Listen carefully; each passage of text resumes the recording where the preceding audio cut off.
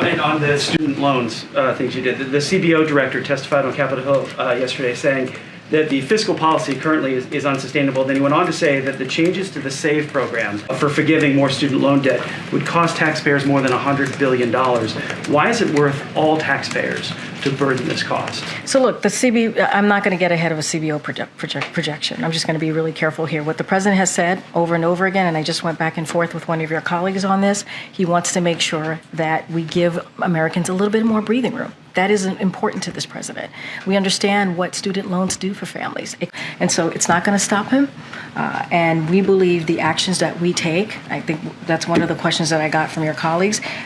We believe that it has legal standing so that we can move forward with them. But look, it is an important issue. It is an issue that Americans care about, and we're just not going to stop moving forward on them. Thanks, Karine. Okay, all right. Bye, everybody. I'll see you on the road, whoever's going to Ohio with us.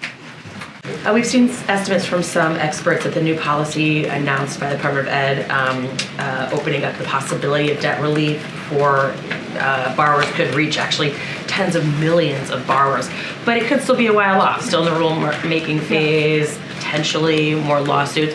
So what's your message to borrowers right now? We're looking at this news. How should they be looking at this process? Can they get their hopes up? So look, I'm not going to get ahead of commenting on what CBO is going to say. I'm not going to do any projection from here. The president has been very clear. It's kind of in line of what I said to Darlene about the importance for fighting for Americans, the importance of making sure that we give them a little. It prevents them from moving forward with buying a home. How confident is the White House that this new rulemaking approach will hold up in court? So look, we believe that this will stand up in court. We believe that that's one of the reasons why, obviously, the Department of Education published this new proposed regulatory text, and so we're very confident. We're very confident that that will occur, but it's not going to stop the president trying to figure out more ways to continue to make sure we give relief to borrowers across the country. The CEO of Ford, Jim Farley, was at an auto conference in New York today. He said the company will have to rethink where it builds future vehicles after the long UAW strike.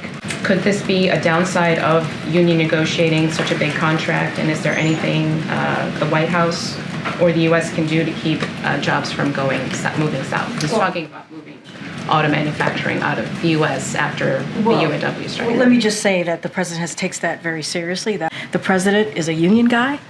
He believes that collective bargaining is the right of union workers. He believes that it is important, just like the UAW was able to, they were able to negotiate for their historic contract.